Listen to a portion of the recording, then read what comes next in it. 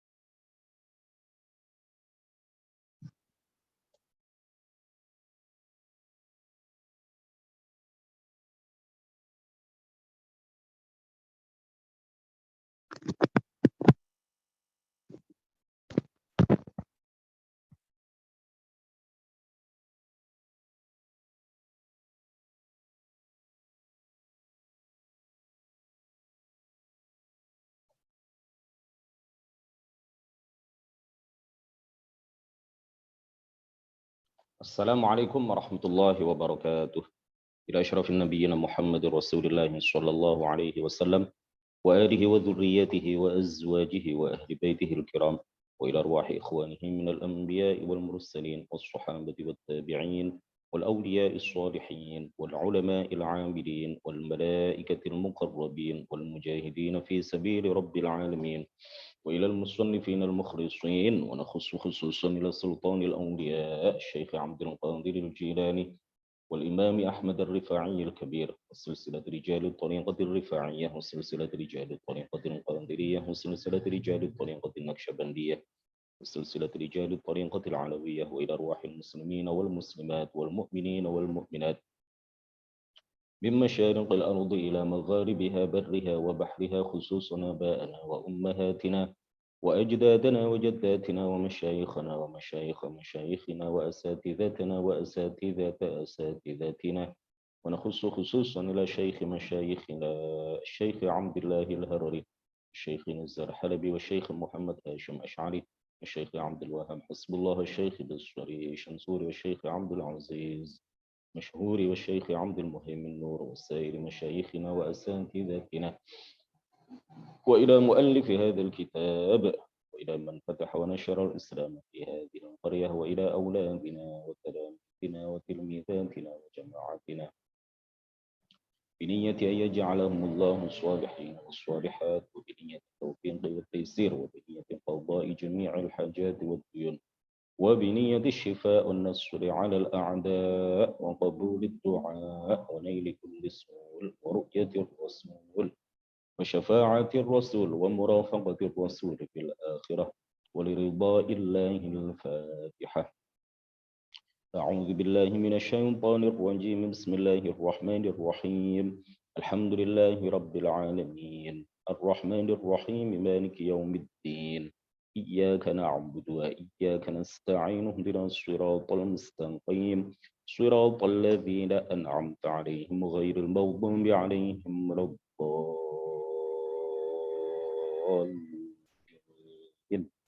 آمين.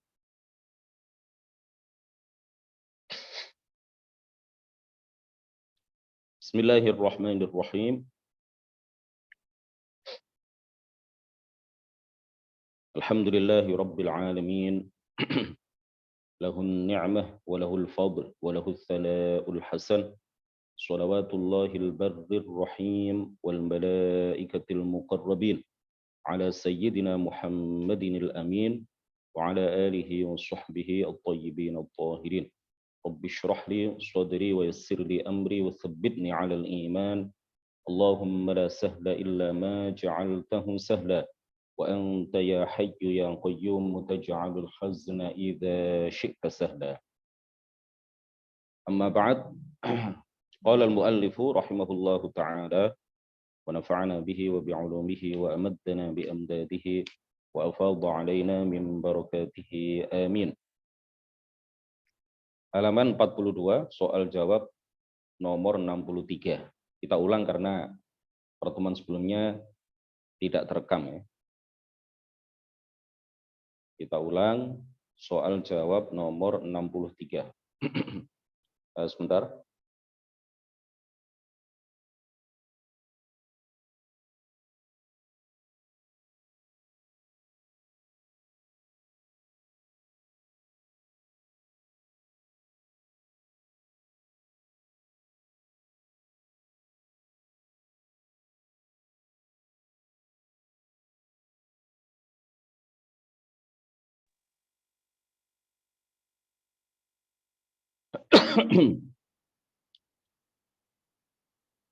Ma hiya riddatu wa ila kam qismin tuqassamu. Riddah itu apa dan dibagi menjadi berapa? Al-jawab, ar-riddatu hiya qat'ul Islam. Riddah adalah memutus Islam. Ini yang sudah mengambil materi ini adalah murajaah bagi kita semuanya. Yang belum mengambil, mudah-mudahan ini menjadi ilmu yang akan menjaga Bapak Ibu dari putusnya Islam. Wal'iyadzubillahi ta'ala. Karena Islam itu bisa putus, keimanan itu bisa rusak, keimanan itu bisa batal, Islam itu bisa batal. Jika Islam seorang muslim batal, maka dia beralih status dari seorang muslim menjadi seorang murtad, menjadi orang kafir. Ar-riddatu hiya qat'ul islami. Riddah adalah memutus Islam. Orangnya disebut murtad. Seseorang kalau terjatuh ke dalam riddah, maka dia terkena hukum sebagai orang murtad. Wahiyya thalathatu aqsamin. Riddah itu ada 3 macam. Kama qassamaha an-Nawawi, sebagaimana hal itu dibagi oleh An-Nawawi. Wa ghairuhu min Syafi'iyyatin wa Hanafiyyatin wa ghairihim. I'tiqadatun atau i'tiqadatin. I'tiqadatun wa af'alun wa aqwalun. Sebagaimana hal itu dibagi oleh An-Nawawi dan selain An-Nawawi dari kalangan para ulama Syafi'iyah, Hanafiyah, Malikiyah, Hanabilah. Yang pertama adalah i'tiqadatun, riddah yang berupa keyakinan, wa af'alun, riddah yang berupa perbuatan, wa aqwalun, dan riddah yang berupa ucapan. Jadi riddah itu ada 3 macam. Ada yang berupa keyakinan, artinya ada keyakinan-keyakinan tertentu yang apabila diyakini oleh seorang muslim, maka dia terjatuh ke dalam hukum murtad. Maka dia telah melakukan riddah. Yang kedua adalah riddah yang berupa perbuatan. Artinya ada perbuatan-perbuatan tertentu yang apabila dilakukan oleh seorang muslim, maka dia menjadi murtad. Wa aqwalun, dan yang ketiga adalah riddah yang berupa ucapan. Artinya ada ucapan-ucapan tertentu yang kalau diucapkan oleh seorang muslim, maka dia terkena hukum murtad. Pembagian riddah menjadi 3. Ini ijma di kalangan para ulama. Mazhab 4. Ijma di kalangan para ulama mazhab 4. Di kitab yang kecil, kitab Takrib, di situ diterangkan bahwa riddah ada 3. Di kitab yang lebih besar, Fathul Qarib, di Fathul Mu'in, ya, di kitab-kitab yang besar, Fathul Wahab, I'anatul Talibin, di kitab-kitab tersebut yang merupakan kitab-kitab dalam mazhab Syafi'i, dijelaskan bahwa riddah ada 3. Kemudian di kitab-kitab di luar mazhab Syafi'i, masih dalam lingkup mazhab 4, di sana juga diterangkan mengenai pembagian riddah menjadi 3. Para ulama membagi riddah menjadi 3 karena memang di dalam Al-Quran Allah Subhanahu wa taala berfirman, "Innamal mu'minuna alladzina amanu billahi wa rasulihi tsumma lam yartabu." Sesungguhnya orang-orang yang beriman adalah orang-orang yang beriman kepada Allah dan Rasul-Nya, kemudian mereka tidak ragu-ragu. Keraguan itu letaknya adalah dalam hati. Dari ayat ini para ulama menyimpulkan bahwa riddah itu ada yang berupa keyakinan. Di dalam ayat yang lain Allah Ta'ala berfirman, La tasjudu lisyamsi wala lilqamar. Janganlah kalian sujud kepada matahari dan juga janganlah kalian sujud kepada bulan. Karena sujud kepada matahari adalah kekufuran, riddah. dan sujud kepada bulan juga adalah riddah. Dari ayat ini para ulama menyimpulkan bahwa riddah itu ada yang berupa perbuatan. Dalam ayat yang lain Allah Ta'ala berfirman, yahlifuna billahi ma qalu wa laqad qalu kalimatal kufri wa kafaru ba'da islamihim. Wa kafaru ba'da islamihim wa laqad qalu kalimatal kufri. Mereka telah betul-betul mengucapkan kata-kata kufur. Wa kafaru ba'da islamihim, dan mereka telah kafir setelah mereka beriman. Dari ayat ini para ulama menyimpulkan bahwa di antara riddah ada yang berupa ucapan. Ada ucapan-ucapan tertentu yang apabila diucapkan maka akan menjatuhkan seorang muslim ke dalam hukum murtad. 64. Uzkur dalilan minal hadithi ala annahu la yushtaratu lil wuqu'i fil kufri ma'rifatul hukmi. Uzkur dalilan, sebutkan dalil. Minal hadithi, dari hadith, ala annahu la yushtaratu, bahwasanya tidak disyaratkan, lil wuqu'i fil kufri, agar terjatuh ke dalam kekufuran, tidak disyaratkan ma'rifatul hukmi, mengetahui hukum. Seseorang yang terjatuh ke dalam kufur tidak disyaratkan, ya, seseorang agar terjatuh ke dalam kufur tidak disyaratkan mengetahui hukum. Asalkan dia memahami apa yang dia ucapkan, dia dalam keadaan memahami apa yang dia ucapkan, tidak salah lidah, tidak salah ucap, walaupun dia tidak mengetahui bahwa apa yang dia ucapkan itu menyebabkan dia murtad, maka dia tetap dihukumi murtad. Dalil atas hal itu sebagaimana yang akan kita baca dalam jawaban dari pertanyaan soal nomor 64.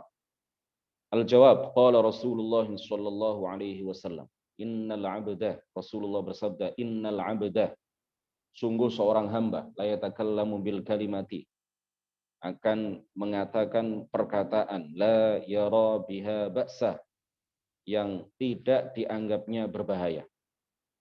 Yang tidak dianggapnya berbahaya. Yang dia anggap biasa-biasa saja. Padahal yahwi biha finnari, padahal perkataan itu menjerumuskannya ke dasar neraka sab'ina kharifa, yang jarak tempuhnya adalah 70 tahun. Yang jarak tempuhnya adalah 70 tahun. Ay masafata sab'ina aman fin nuzul, yakni jarak tempuhnya 70 tahun fin nuzuli, untuk menuju, turun menuju dasar neraka itu. Wa dzalika muntaha jahannam, dan itu adalah dasar neraka jahannam. Wa huwa khassun bil kuffari, dasar neraka jahannam itu khusus bagi orang-orang kafir. Oleh karena itu Allah Ta'ala berfirman di dalam sebuah ayat Al-Quran, innal munafiqina fid darkil asfali minan nar. Innal munafiqina fid darkil asfali minan nar. Sesungguhnya orang-orang munafik, mereka berada di dasar neraka yang paling dalam, yang paling bawah. Munafik di dalam ayat ini artinya adalah nifaq al-munafiq, nifaq i'tiqadi. Nifaqan i'tiqadiyan. Munafik i'tiqadi. Orang munafik keyakinan, bukan munafik amali, ya. Bukan munafik perbuatan. Bukan munafik seperti yang kita tahu. Orang munafik itu cirinya apabila dia berbicara berbohong dan seterusnya itu, ya. Bukan itu yang dimaksud, bukan itu di dalam ayat ini. Di dalam ayat ini kalau dia berjanji bohong, dia diberi amanah khianat, tapi dia masih muslim, maka dia tidak akan dimasukkan ke dalam dasar neraka yang paling dalam. Ya, yang munafik yang disebutkan di dalam ayat innal munafiqina fid darkil asfali minan nar, ini adalah munafik i'tiqadi, munafik keyakinan. Orang-orang yang secara zahir mereka menampakkan Islam, tetapi secara batin di dalam hati mereka menyembunyikan permusuhan kepada Islam, membenci Islam. Mereka hanya menampakkan seolah-olah mereka adalah orang-orang muslimun, tetapi hati mereka kafir kepada Allah dan Rasul-Nya. Mereka lah yang akan dimasukkan ke dalam dasar neraka jahanam. Termasuk orang yang murtad, orang yang mengucapkan kata-kata yang tidak dianggapnya berbahaya. Padahal perkataan itu bisa menjadikan dia kafir, yang menyebabkan dia masuk ke dalam dasar neraka yang paling dalam, yang tidak akan dihuni kecuali oleh orang-orang kafir. Artinya seseorang yang mengucapkan kalimat-kalimat tertentu yang sama sekali tidak dianggapnya berbahaya. Padahal perkataan itu menjadikan dia murtad. Dari hadis ini para ulama menyimpulkan orang yang mengucapkan caci maki kepada Allah, caci maki kepada Rasul, pelecehan kepada Al-Quran, pelecehan terhadap syariat Islam, walaupun dia tidak mengetahui bahwa apa yang dia ucapkan menyebabkan dia kafir, menyebabkan dia murtad keluar dari agama Islam, ketidaktahuan dia mengenai hukum apa yang dia ucapkan, bahwa apa yang dia ucapkan itu dapat mengeluarkan dia dari Islam, ini tidak menyelamatkannya dari kekufuran. Artinya dia tetap dihukumi sebagai orang yang keluar dari agama Islam. Berdasarkan hadis ini, jelas hadisnya, innal abdah la yatakallamu bil kalimati. Yang menjadi syahidnya adalah la yara biha ba'sa, la yara biha ba'sa, yang tidak dianggapnya berbahaya. Artinya dia tidak tahu bahwa perkataan itu berbahaya. Dia tidak tahu bahwa perkataannya itu kufur, menyebabkan dia keluar dari agama Islam. Bahkan dia menganggap bahwa perkataannya itu adalah sesuatu yang biasa-biasa saja, tidak haram. Ya. Dia meyakini bahwa dia anggap perkataannya itu sama sekali tidak ada akibatnya. Ya, tidak ada akibatnya.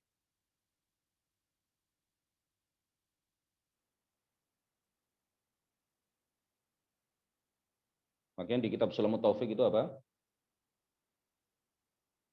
Mereka yang terlalu mudah, ya, tasahul. Banyak orang yang tasahul, banyak orang yang sembrono di dalam mengucapkan kata-kata. Pada zaman itu, ya, kurang lebih 100 tahun yang lalu, apalagi sekarang. Pada saat pengarang kitab Sulamut Taufik masih hidup di Yaman, apalagi sekarang di luar Yaman, apalagi sekarang di Indonesia. Lebih-lebih lagi hal itu banyak, ya, tasahul, kecerobohan, kesembronoan di dalam mengucapkan kalimat-kalimat. Banyak orang yang sembrono di dalam bercakap, di dalam berucap, sehingga keluar dari mereka perkataan-perkataan yang tidak mereka anggap berbahaya, ya. Apalagi menganggapnya sebagai kekufuran, tidak menganggapnya haram, tidak menganggapnya sebagai pelanggaran terhadap syariat. Padahal perkataan itu yang keluar dari mulut mereka itu menyebabkan mereka keluar dari agama Islam. Hadis ini menjadi dalil bahwa orang yang tidak mengetahui hukum, maka dia tetap dihukumi sebagai kafir kalau terucap dari kata-katanya, kalau terucap dari mulutnya, dari lisannya, kata-kata pelecehan terhadap Allah, kata-kata kufur yang lain yang nanti akan dicontohkan dalam soal jawab berikutnya. Ya, kalau seandainya orang yang tidak tahu hukum mengenai hal ini, misalkan, seandainya orang yang tidak tahu hukum mengenai hal ini dimaafkan, tidak dihukumi kafir, tidak dihukumi murtad, maka surga itu akan penuh dengan orang-orang bodoh. Surga itu akan penuh dengan orang-orang yang malas belajar ilmu agama. Sedangkan neraka akan penuh dengan orang-orang yang belajar ilmu agama. Seandainya, ya, seandainya hal itu dibenarkan. Seandainya orang yang bodoh, setiap orang yang bodoh, dia berkata apapun dimaafkan. Dia melecehkan Allah dimaafkan.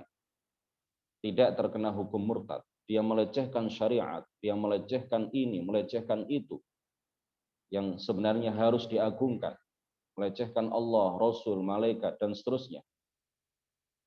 hal itu dimaafkan karena dia bodoh, dengan dalih dia bodoh, tidak mengetahui hukum, maka surga itu akan penuh dengan orang-orang bodoh. Ya. Padahal Allah Ta'ala memerintahkan kita untuk belajar ilmu agama. Allah Ta'ala dan Rasulnya memuji orang-orang yang berilmu, menganjurkan kepada kita semuanya untuk menjadi orang-orang yang berilmu.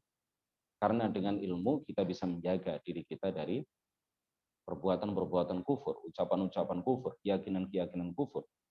Kalau seandainya ada di antara kita yang terlanjur mengucapkan kata-kata kufur, maka kita sudah belajar bahwa cara menyelamatkan diri kita dari perkataan kufur itu tiada lain adalah dengan mengucapkan 2 kalimat syahadat.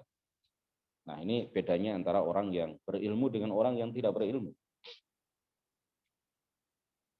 Wal hadits rawahu Tirmidzi. Hadis di atas diriwayatkan oleh At-Tirmidzi wa hassanahu, dan dinyatakan sebagai hadis yang hasan, dinilai sebagai hadis yang hasan. Ibnu Hajar Al-Asqalani juga menyatakan hadis ini hasan. Wa fi ma'nahu, dan semakna dengan hadis di atas, haditsun adalah sebuah hadis rawahul Bukhari wa Muslimun, yang diriwayatkan oleh Imam Al-Bukhari dan Muslim. Wa huwa, hadis yang diriwayatkan oleh Imam Al-Bukhari dan Muslim yang semakna dengan hadis riwayat At-Tirmidzi di atas adalah innal 'abda la yatakallamu bil kalimati ma yatabayyanu fiha yahwi biha fin nari ab'ada mimma bainal masyriqi wal maghrib. Sungguh seorang hamba akan mengatakan perkataan yang tidak dianggapnya berbahaya, padahal perkataan itu dapat menjerumuskannya ke neraka yang jarak tempuhnya lebih jauh daripada timur dan barat,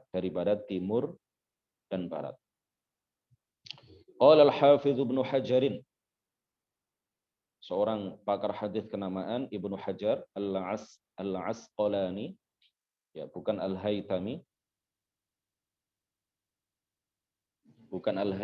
tapi Al-Asqalani, fi syarhihi 'ala al-Bukhari, di kitab Fathul Bari, fi tafsirihi al-hadits al-madhkura, dalam penafsirannya terhadap hadis tersebut, beliau mengatakan apa? Wa dzalika ma kana fihi istighfafun billahi au bi syari'atihi. Wa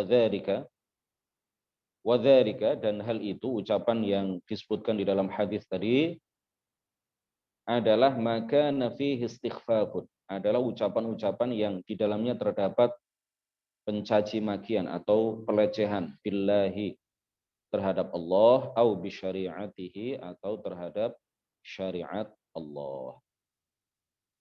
Wa hadzal haditsani, dan 2 hadis ini dalilun, adalah dalil ala annahu la yushtaratu, bahwasanya tidak disyaratkan lil wuqu'i fil kufri, agar terjatuh ke dalam kekufuran, ma'rifatul hukmi, mengetahui hukum. Tidak disyaratkan agar seseorang terjatuh ke dalam hukum murtad, hukum kafir. Yang pertama, ma'rifatul hukmi, mengetahui hukum. Ya, tidak disyaratkan mengetahui hukum.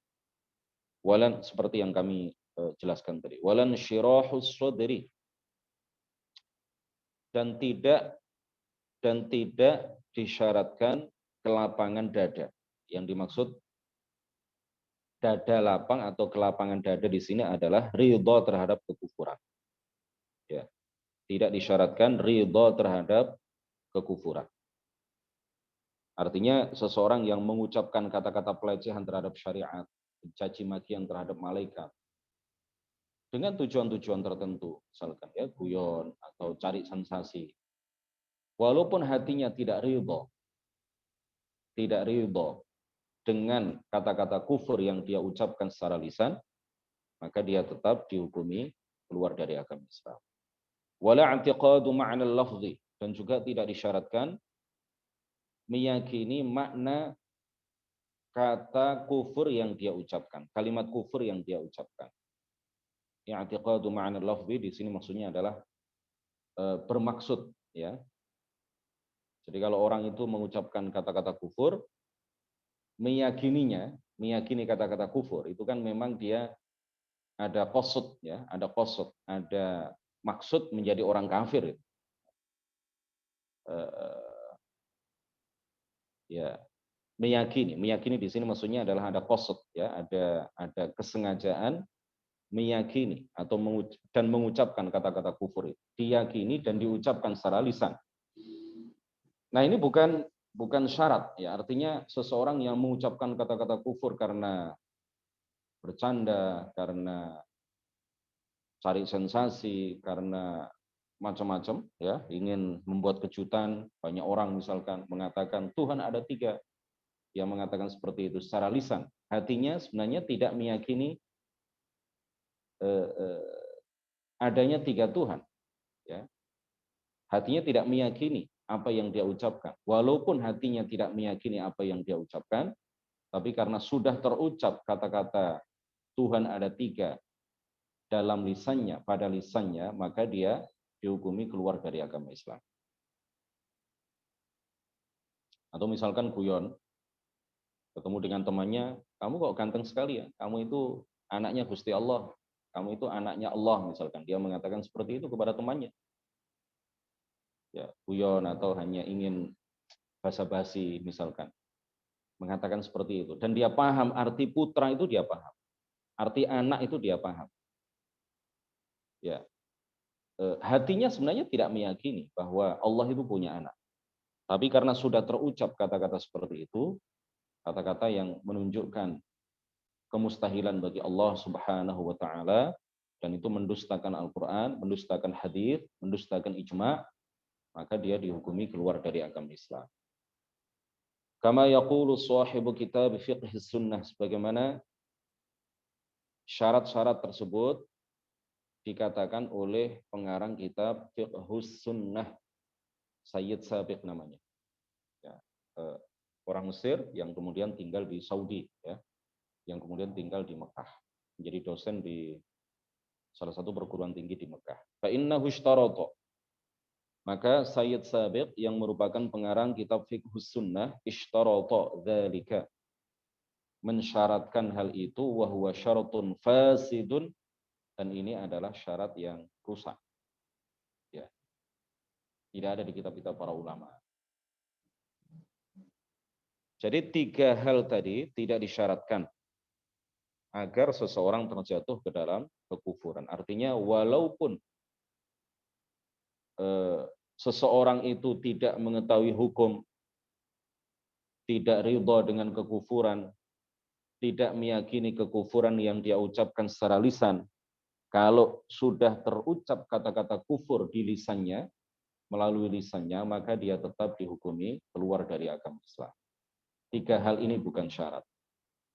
Nah, tiga hal ini disyaratkan oleh Said Sabiq, dan ini adalah syarat yang, kata pengarang kitab ini, syaratun fasidun. Ini adalah syarat yang rusak. Ya. Jadi Said Sabiq itu mensyaratkan seseorang yang mengucapkan kata-kata kufur, agar dia dihukumi kafir, maka dia harus berniat menjadi orang yang kafir. Ya, kalau seperti ini ya, dia telah membuka pintu kekufuran seluas-luasnya. Dia telah membuka pintu pencaci makian terhadap syariat seluas-luasnya. Ya, orang kan bisa saja mengucapkan kata-kata pelecehan terhadap Allah, Rasul, malaikat. Kemudian ketika ditanya, kamu melecehkan Allah, melecehkan Rasul, ini kufur. Lalu dia bisa saja menjawab, saya tidak niat menjadi orang kafir. Saya tidak niat keluar dari agama Islam. Apa yang dikatakan oleh Said Sabiq di dalam kitab Fiqhus Sunnah ini membuka pintu kekufuran seluas-luasnya. Dan ini menyalahi apa yang berlaku di masa lalu ketika ada orang yang murtad, ketika ada orang yang mengucapkan kata-kata pelecehan terhadap Islam, terhadap Allah, ketika didatangkan ke pengadilan, dihadirkan ke pengadilan, di depan hakim, hakim tidak akan bertanya kepadanya, apakah kamu berniat menjadi orang kafir? Apakah kamu berniat keluar dari agama Islam? Hakim tidak akan menanyakan seperti itu. Hakim pada masa lalu, ketika syariat Islam diberlakukan, tidak bertanya mengenai hal itu. Tetapi hakim hanya menanyakan kepada dia, apakah kamu betul mengucapkan kata-kata pelecehan terhadap Allah? Kalau dia tidak mengakui, maka dihadirkan 2 orang saksi. Kalau ada 2 orang saksi yang bisa dihadirkan, yang bersaksi bahwa orang tersebut, sang terdakwa ini betul-betul mengucapkan kata-kata pelecehan terhadap Allah, maka dia dihukum mati. Maka hakim, ya, sebagai perwakilan dari khalifah, melakukan istitabah terhadap dia. Kamu kembali ke dalam agama Islam karena kamu telah murtad. Kalau dia tidak mau, maka dia dihukum mati.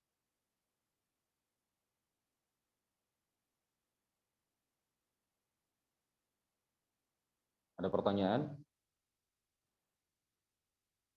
Saya bisa minta YouTube ini karena mau saya share sebab semakin banyak orang-orang yang nggak paham ilmu agama yang mengatakan kata-kata kekufuran dengan maksud guyon dan biar ditertawakan orang lain padahal dia telah jatuh kepada kekufuran. Ya nanti link YouTube-nya akan kami kirim, Umi Eva, ya.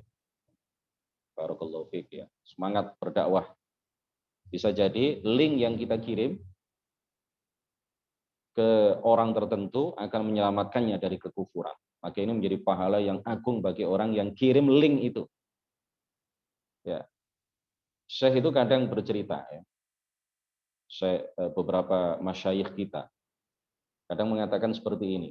Di akhirat bisa jadi kita terheran-heran ketika ditunjukkan catatan amal kebaikan kita. Kita terheran-heran ketika ditunjukkan amal kita, ya, catatan amal-amal kebaikan kita. Rupanya banyak sekali. Kebaikan kita di catatan itu banyak sekali. Padahal kita merasa sewaktu hidup di dunia biasa-biasa saja. Nah, ini rupanya kita menjadi selama hidup di dunia seringkali kita menjadi perantara kebaikan bagi orang lain. Seringkali kita menjadi wasilah bagi orang-orang tertentu mendapatkan hidayah dari Allah Subhanahu wa taala. Bisa jadi karena status kita, Allah ada tanpa tempat. Kemudian kita share. Kita hanya menulis. Tidak sampai 5 detik Allah ada tanpa tempat. Kemudian kita share. Sebagai status Instagram, sebagai status WA, sebagai status Facebook misalkan. Lalu banyak orang yang membaca, ribuan orang membaca itu. Dan kemudian meyakini keyakinan yang benar. Mereka terselamatkan dari propaganda orang Wahabi yang mengatakan bahwa Allah di atas, bahwa Allah di langit, bahwa Allah di atas arasy. Mereka bisa menjaga diri mereka dari propaganda akidah sesat yang disebarkan secara masif oleh orang-orang Wahabi dengan wasilah status kita yang kita tulis tidak sampai 5 detik, mereka terselamatkan dari akidah-akidah orang-orang Wahabi yang sesat itu, maka ini menjadi kebaikan, ini menjadi pahala, ini akan memenuhi catatan amal kebaikan kita di akhirat. Ya. Dengan amalan-amalan yang ringan, kita bisa mendapatkan pahala yang luar biasa agung dari Allah Subhanahu wa taala. Makanya jangan berhenti untuk berdakwah kalau kita tidak bisa offline, online. Ya. Kalau bisa ya offline dan online, ya. Ajarkan ilmu agama walaupun hanya Allah ada tanpa tempat. Itu yang kita pelajari dan sudah kita pahami betul materi itu. Ya, materi-materi yang lain masih butuh murojaah misalkan. Materi itu yang sudah sangat menancap di pikiran kita, kita sebarkan. Bisa jadi itu menyelamatkan kita dari api neraka. Bisa jadi itulah bekal kita masuk ke dalam surga di akhirat.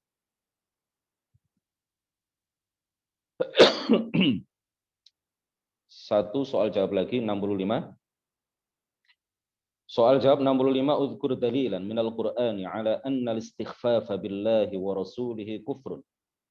Sebutkan dalil dari Al-Qur'an bahwa pelecehan terhadap Allah dan Rasulnya adalah kufur. Al-jawab, qala ta'ala wa la in sa'altahum la yaqulunna innama kunna nakhudu wa nal'ab. Qul abillahi wa ayatihi wa rasulihi kuntum tastahzi'un. La ta'tadhiru qad kafartum ba'da imanikum. Surat At-Taubah ayat 66.